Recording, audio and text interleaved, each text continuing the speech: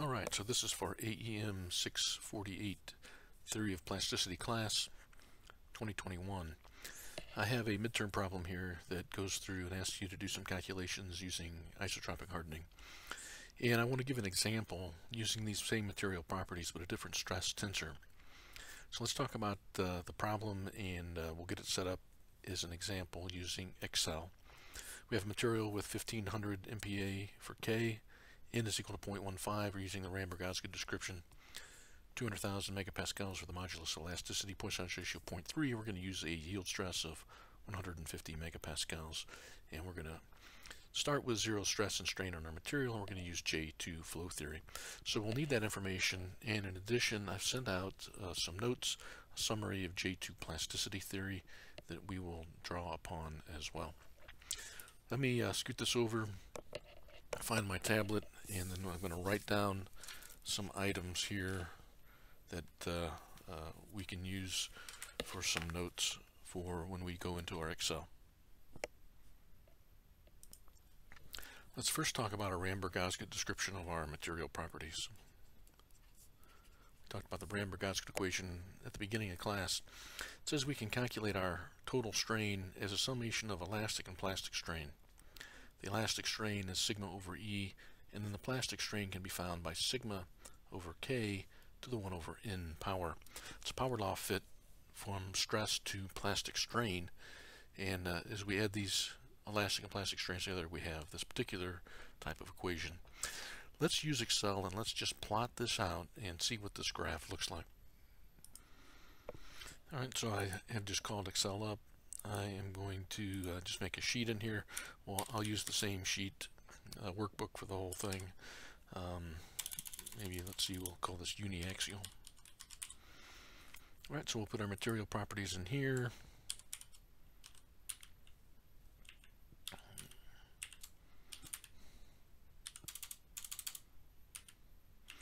Units of megapascals, here's our K.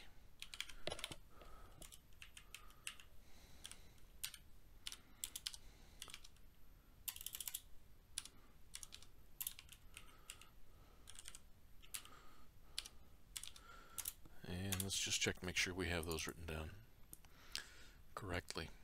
Okay, so I think we're good. Alright, so let's see. We're going to make a plot of stress versus total strain.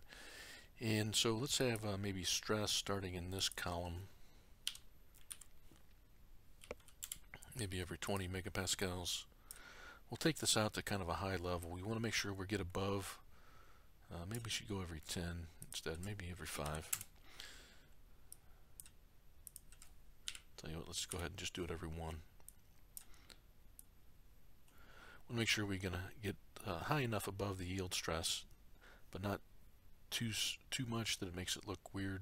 So maybe we'll get to 300 megapascals.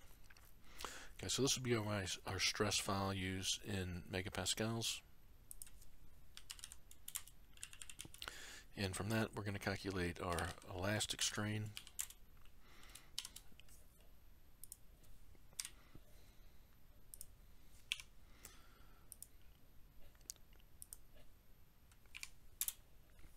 And our plastic strain.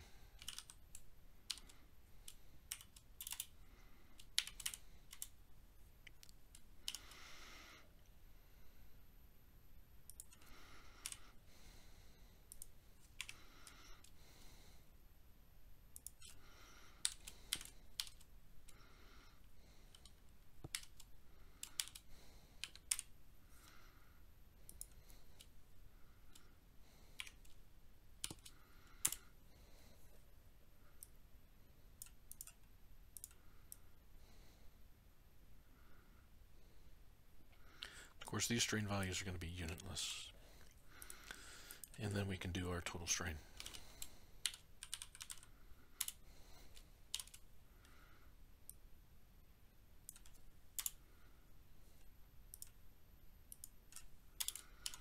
All right, let's do it that way.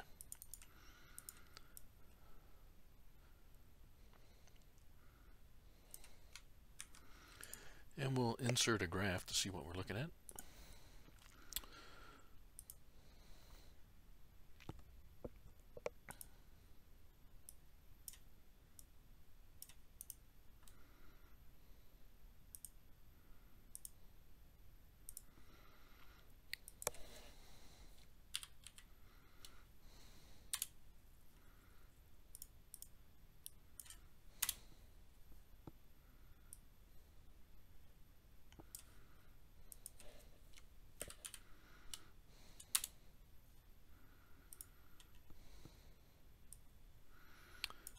here we have our plot. Let's see. Maybe we can increase the plasticity just a little bit. That looks a little stiff.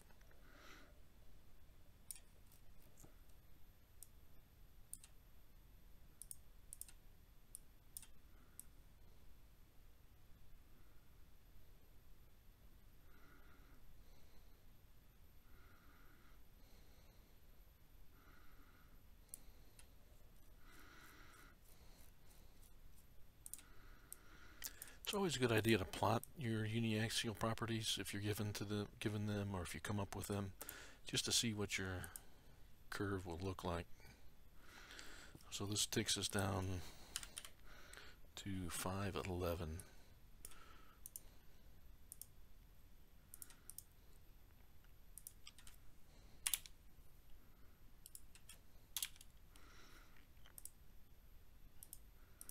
All right, so that gives us a little bit more bend over or curve. Our yield stress that we've defined is somewhere around here. Let's see what kind of strain we get at 150 megapascals. So if I scroll down here, I'm at a level, let's see, here we go. I'll just highlight this with some color.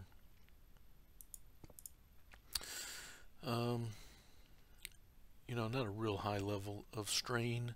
Our plastic strain is, what is that, about, it's either 1 or 10 microstrain. Let's see, 1,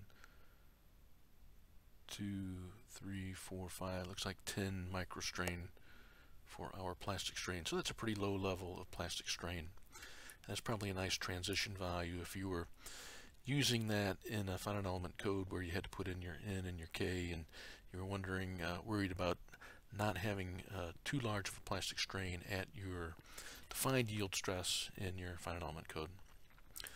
Alright, so this plot looks fine to me up to this level of stress. And so what we're going to do is we're going to use our J2 incremental plasticity theory, and we have to be able to get out what we put into it. So we're going to start off doing an example of a uniaxial stress up to 500 megapascals.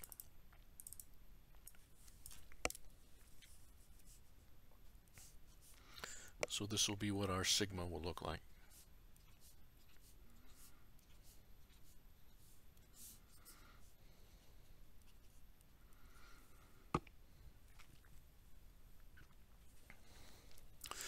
Well, let's go ahead and use the radial return technique for this. Now, let's see if I can review our radial return technique. We're going to convert this, first of all, to a deviatoric stress. Remember, our definition for deviatoric stress is the Sij is equal to sigma ij minus 1/3 sigma kk times Kronecker delta ij. What that means is all the shearing stress terms are going to be 0. And the normal stress terms will look like our sigma, but we're going to subtract off 1/3 of the trace. Since our sigma is 500, basically what we're going to have here is we're going to have 2/3 of 500. This will be minus 1/3 of 500, and this will be minus 1/3 of 500 right here. I could have picked 600 and made the math a little nicer to do in my head, but let's take our 500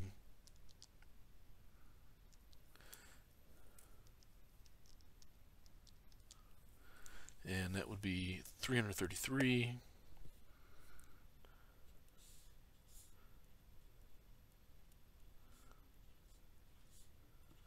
and 500 divided by 3, that's be minus 166.7.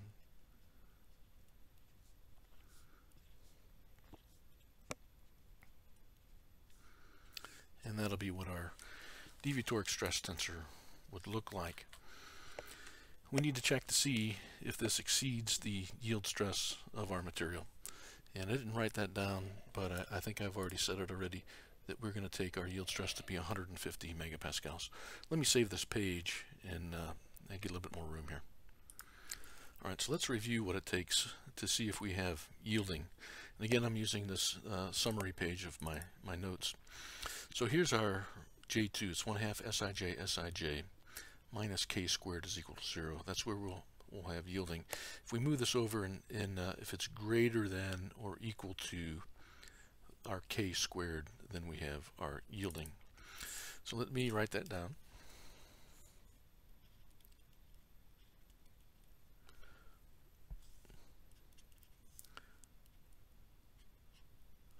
I'll use the greater than or equal to symbol, and then this will be k squared over here.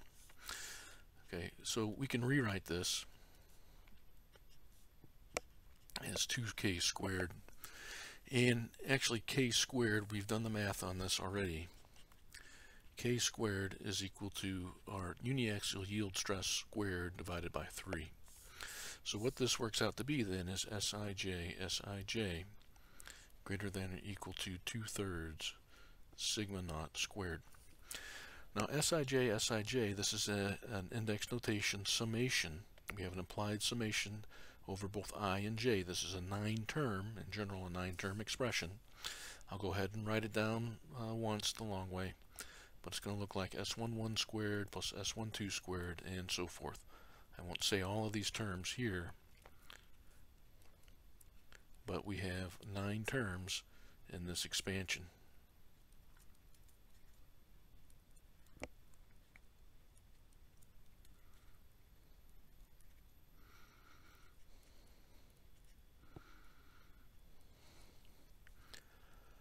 Another way to think of this is if we have a 9-dimensional vector of stress components.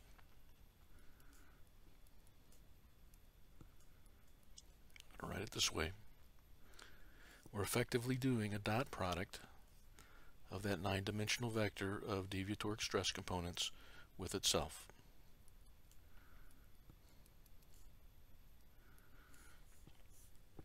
Now, for this particular tensor that I have here, it's a little bit different than the one that you're going to have for your midterm problem.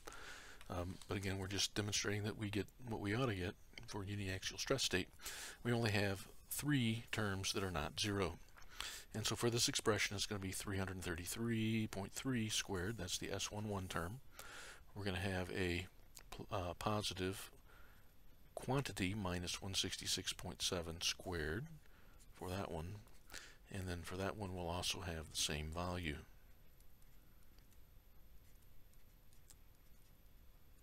And our sigma naught, we said, was 150.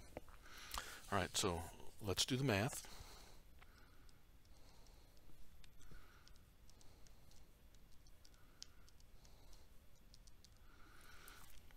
On this side, I have a big number.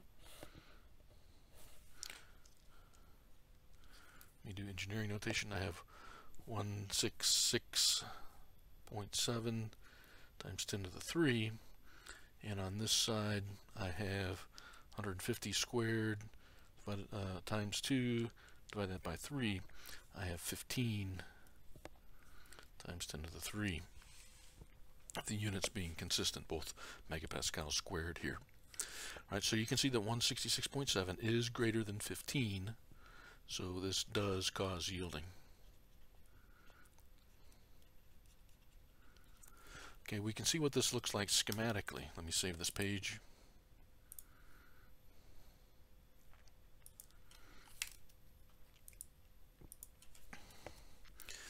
If we look at our deviatoric stress space, we have a circular yield surface for J2 material that is isotropic. And the radius here, we'll talk about the radius in a minute, but that is being far exceeded because our stress point is lying out here somewhere.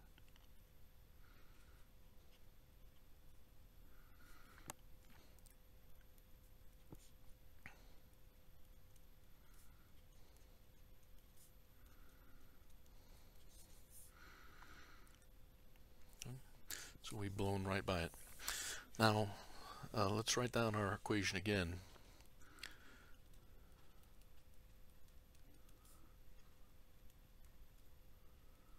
If we set it equal to 2/3 sigma naught squared. The radius of our circle would be the square root of 2/3 sigma naught.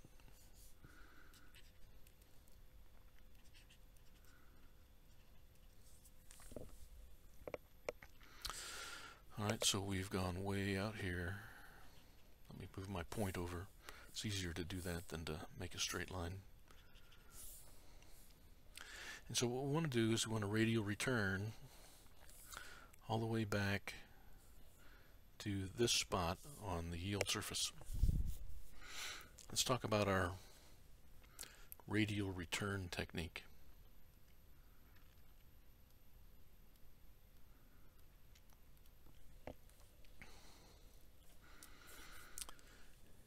In general, what we have is a distance for that particular vector. Okay. So the distance for that particular vector can be found by taking s dotted with s, or if we want to use our index notation, it's Sij, Sij.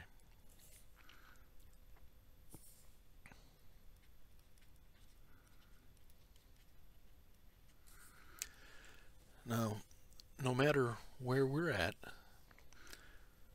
the distance from the, if we're in the deviatoric stress space, the distance from the center of the surface to a point on the circle is going to have the radius of r. It's a hypersphere. Okay. Again, this is for deviatoric stress space. You can do something similar for regular stress space, but it doesn't work out quite the same. You have to be a little bit more careful. It's really easy for deviatoric stress space. This distance right here is r. So what we want to do is we want to find the proportion of the total stress vector that is taken up by the elastic loading. So to avoid confusion with some other terms later,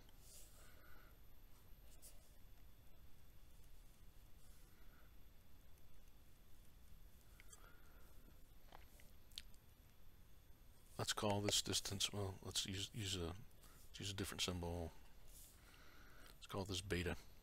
I may have called it alpha previously, but I don't want to confuse that with our shift tensor or backstress tensor. Okay, so beta is going to be a value that is going to be somewhere between 0 and 1.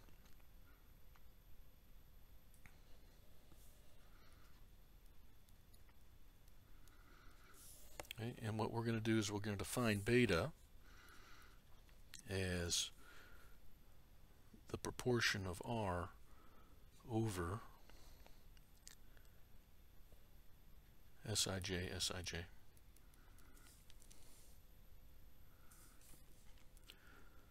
Alright, so remember, what is the square root of this?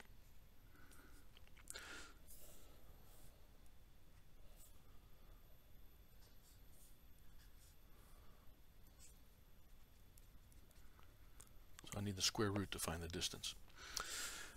So r is equal to 2/3, square root of 2/3 sigma naught,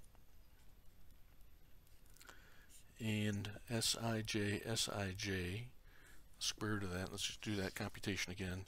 So I'm going to take 333, I'm going to square it, take minus 167 and square it, multiply it by 2, add that together. I'm going to take the square root. I get 408.5. Now the units are consistent on the top and the bottom. They're both in units of megapascals.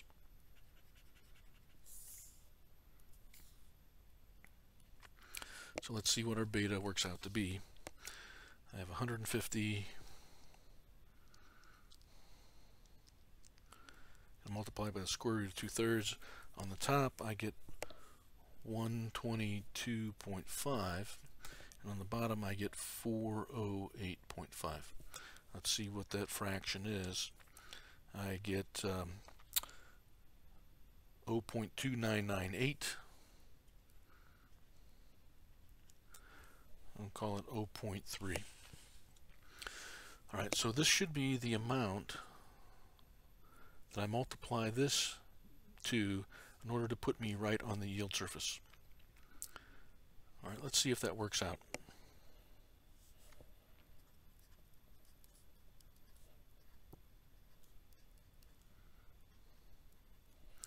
I'm going to take 0.3 and multiply it by my original S.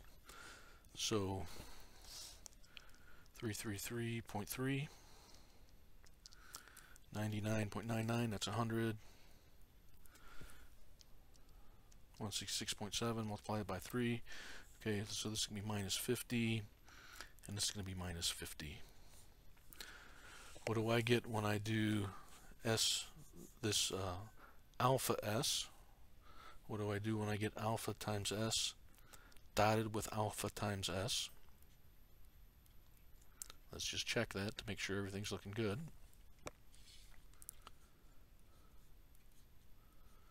I'll have 100 squared. I'm going to take the square root of it.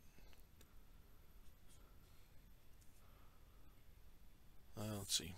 Let's not take the square root of it right now. I'm going to have 100 squared.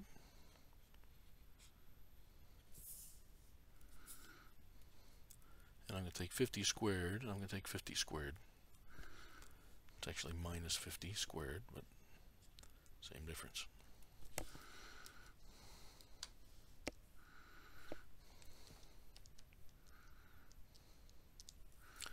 Okay, I get 15 times 10 to the 3. All right, so that is the same thing as 2/3 sigma naught squared. 15 times 10 to the 3. So that means that I am right on the yield surface. Now what stress tensor, what regular stress tensor did this come from? Well, all we need to do is we need to take our original stress tensor and multiply it by 0.3. The alpha is, it's a linear, or the beta here, I keep saying alpha, the beta is a linear thing. So if I apply that 0.3 to my deviatoric stress tensor, I should apply the 0.3 to my regular stress tensor. Let me save this page.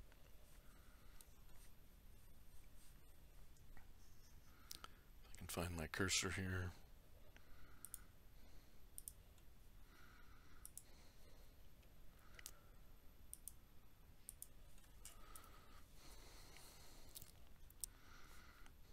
So let's call this sigma right on the surface.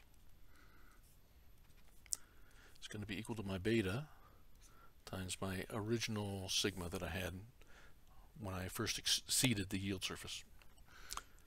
So that would be the 0.3, and I think we said we were going up to 500 megapascals, and all these other terms were 0.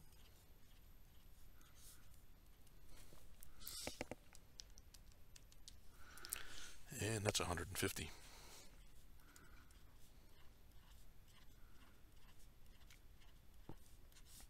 And our yield stress is 150, uniaxial yield stress, so everything is working out. Okay, so in my deviatoric stress space,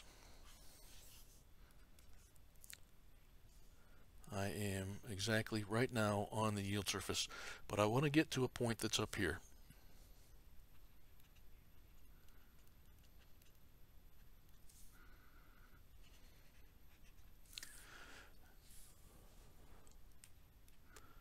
Let's make this the capital S end.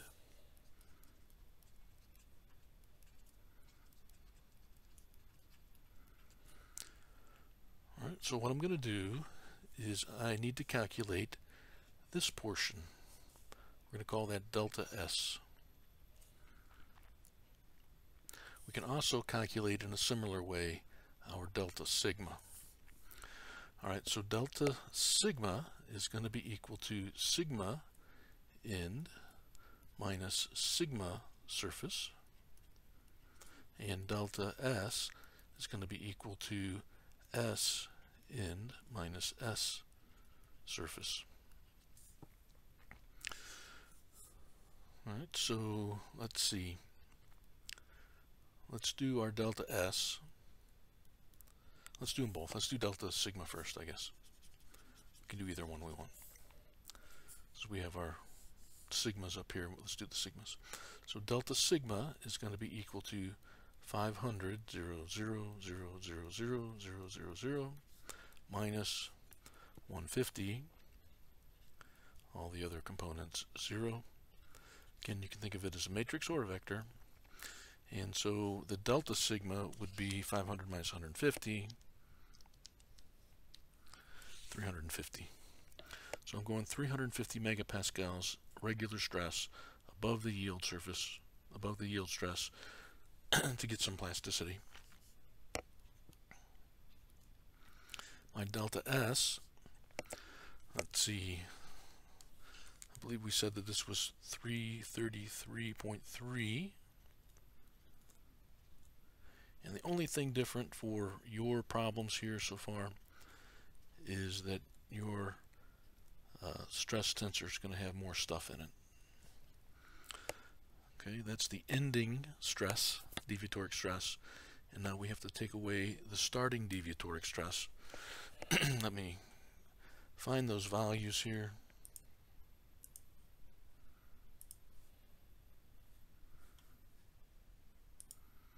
Okay, so here they are, 100 minus 50 minus 50.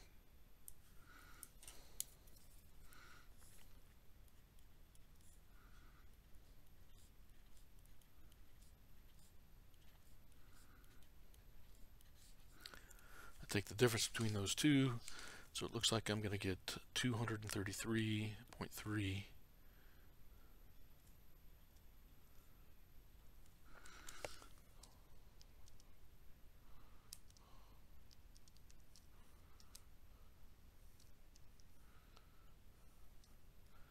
I take minus 166.7 and subtract a negative 50. It's going to give me a negative 116.7, and then I get the same value here. Alright, so we'll keep this in mind. This is our delta S, and this is our delta sigma. Let me save this page. For incremental plasticity, what I really need is not the big delta sigma value, but I need the little d sigma increments. So I'm going to take this delta sigma from our yield surface to the ending point, and I'm going to break this up into a number of small bits.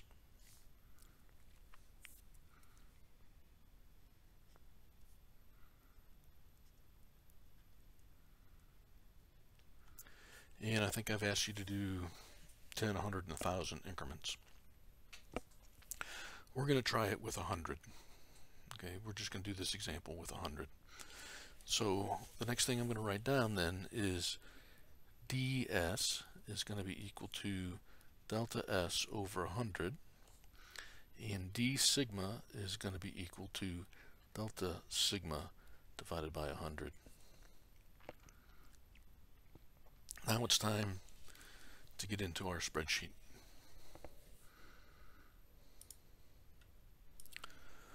So I'm going to move this over here. Let's make a new tab.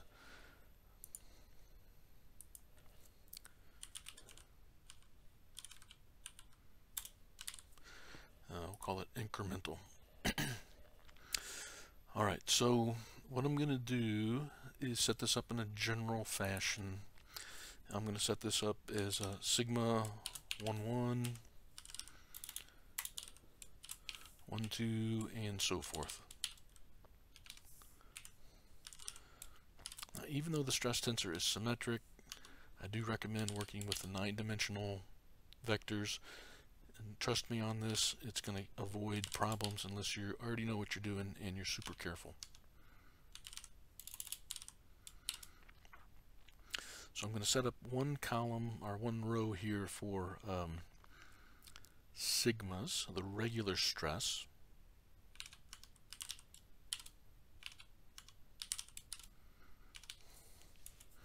Should have 9 here. 1, 2, 3, 4, 5, 6, 7, 8, 9. Okay, let me put a color to this so we can do that. Maybe we'll put a little gap here. And now I'm going to do the same thing. I'm going to have the deviatoric stresses. It's going to be all of these.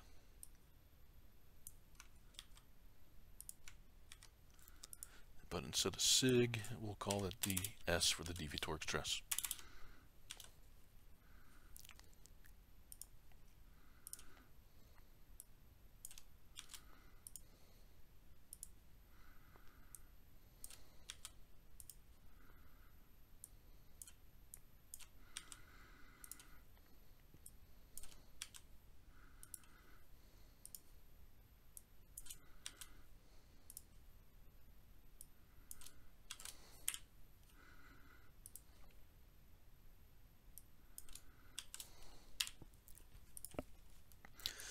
And let's make it a different color.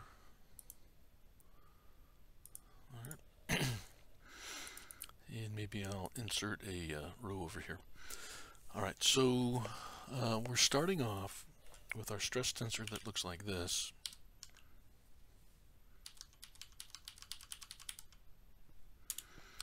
And from that, we can calculate our deviatoric stress tensor, because S11 is going to be sigma 11 minus 1/3 times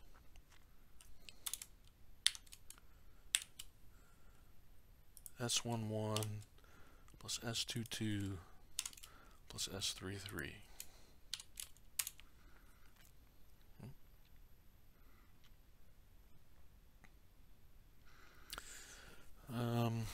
Tell you what, let's make a little insert right here, and we'll call this trace.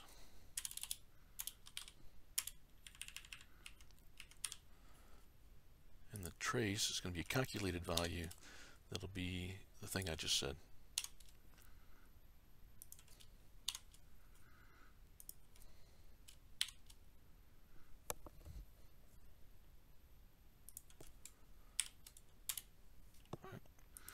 So now we'll find S11 as sigma 11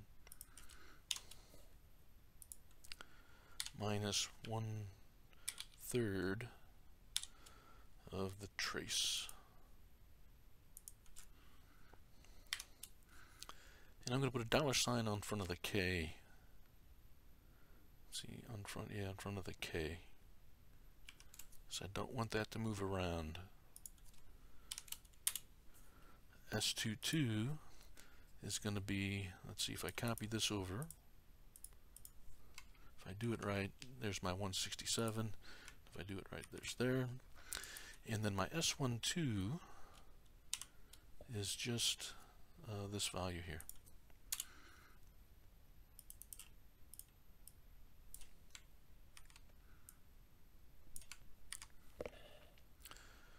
Alright, so with my beta that I calculated to be 0.3, if I take that value and multiply it by the previous value,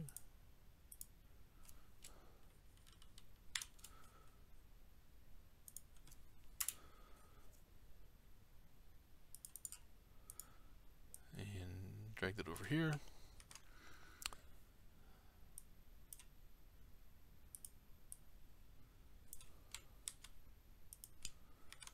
and I have that, so everything's looking good. Then my delta value is going to be this one minus this one.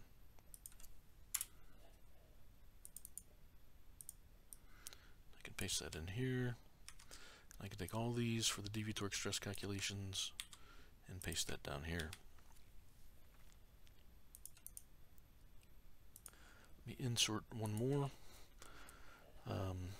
Let's say n is equal to 100. That's the number of increments I'm going to take from my surface sigma to my ending sigma. The d sigma value is going to be this value divided by that. I'll paste that over here.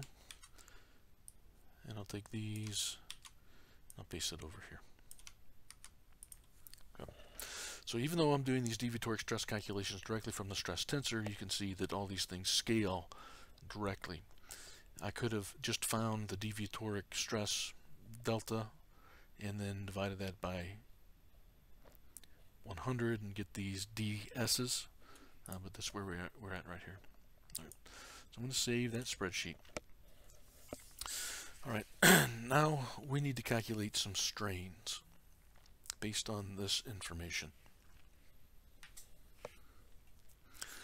I need to get the current strain state that is on the yield surface.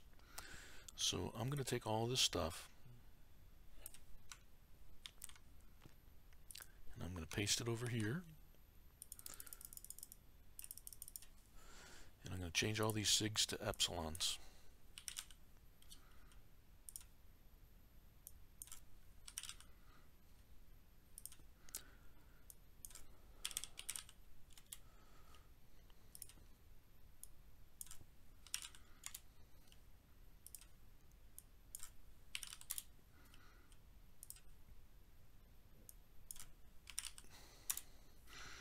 And I'm going to have two epsilons. I'm going to have an epsilon elastic and I'm going to have an epsilon plastic.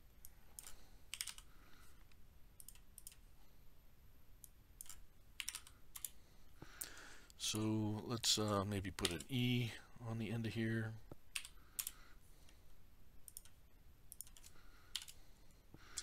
And I know I'm going through and it's taking a little bit of time to set all this up, but we really want to keep all this stuff straight.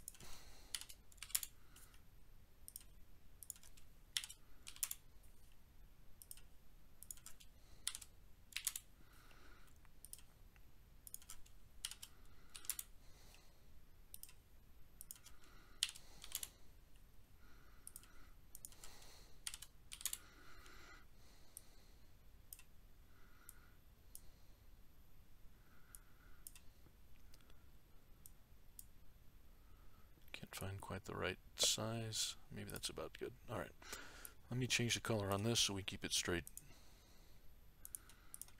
I'll make this a little bit smaller. And I want to do the same thing, and I want to calculate plastic strains.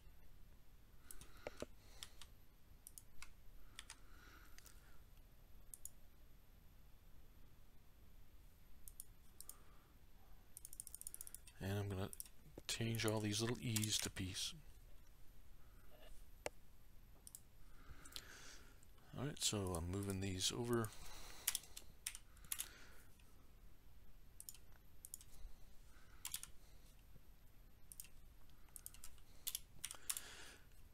You know, there's a lot of time in the setup on this, but I think it's the best way to learn how to do this kind of thing.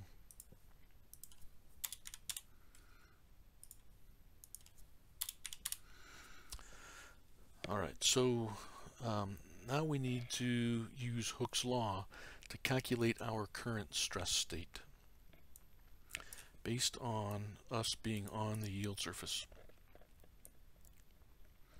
So we want to calculate the stress state that corresponds to this, calculate the strain state that corresponds to this level of stress. To do that, we're going to use 3D Hooke's law. Now, I believe that's on my page of notes here.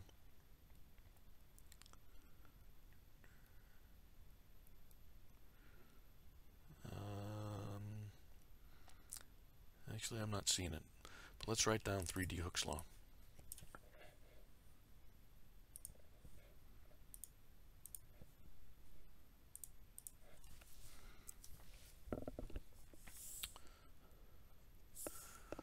Epsilon elastic in the x direction is going to be sigma x over E minus nu sigma y over E minus nu sigma z over E.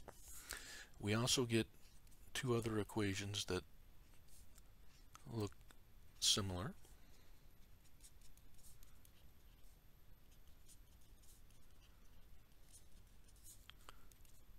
Oops. Made a mistake here. Let me fix that.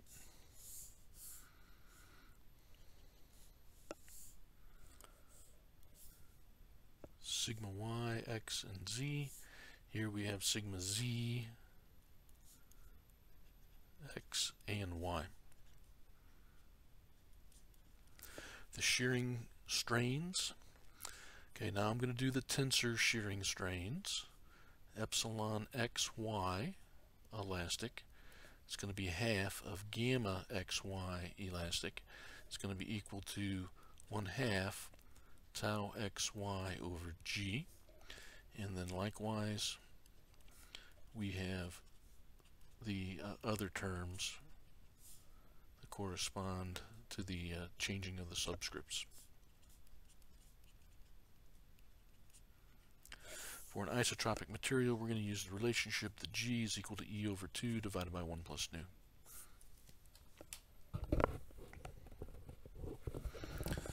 So I'm going to put all these equations in here. Now, for my particular stress state, I don't need to make it this fancy, but I want to be able to use the same spreadsheet for other situations.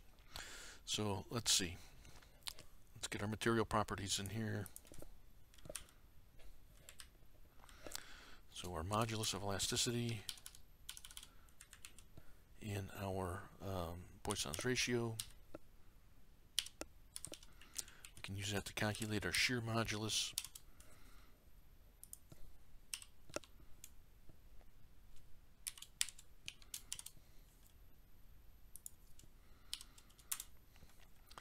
And then let's go ahead, while we're here, let's put in our K and our N as well. All right. Make sure I'm on the right row.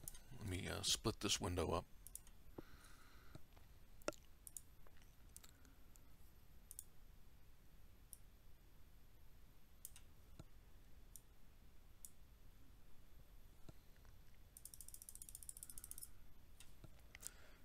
Okay, I want to start on this one. So sigma x over E minus sigma y over E, and I need my Poisson's ratio in there.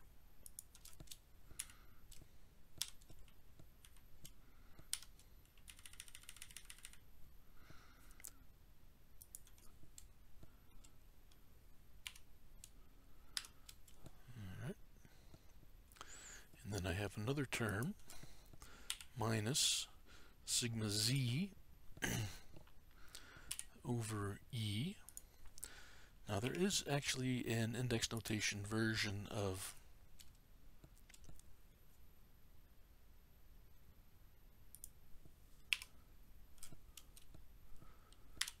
Hooke's law that we could use, but you're probably more familiar with this version. So I'm going to go ahead and just write it in this way. Alright, we got that one. Let's go to this one. I'm going to copy this formula.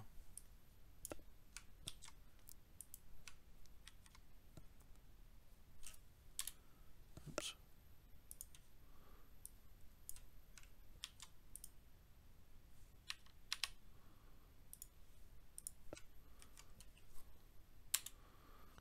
And I'm going to copy it again. And then I'm going to edit it. Alright, so now instead of using, I'm going to switch the F8 and B8.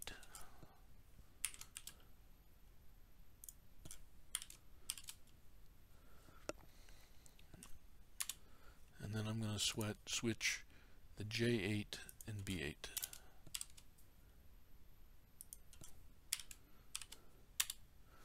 Alright, and I think that is going to be alright. Let's just check it. So it's going to be sigma 22 over E minus nu, sigma 11 over E minus nu, sigma 33 over E, and this one sigma 33 over E minus nu, sigma 22 over E minus nu, sigma 11 over E. Alright, so that looks good. Now for my shearing strains, I'm going to go this one over G, but then I'm going to divide it by 2, so I have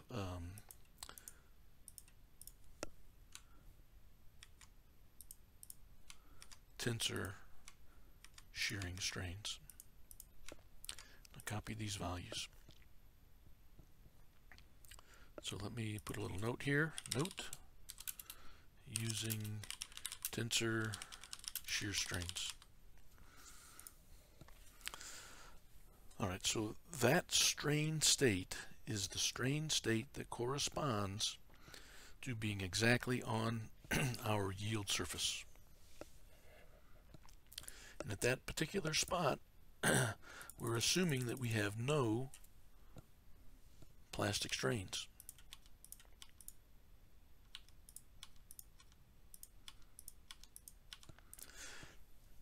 Actually, we do have a little bit of plastic strains if you believe the Ramberg-Osgood equation. Okay, so this is where we have to make a decision on how to think about things. We're going to ignore the little bit of plastic strain. What do we say? Either 1 or 10 microstrain that we've got for plastic strain at 150 megapascals of stress.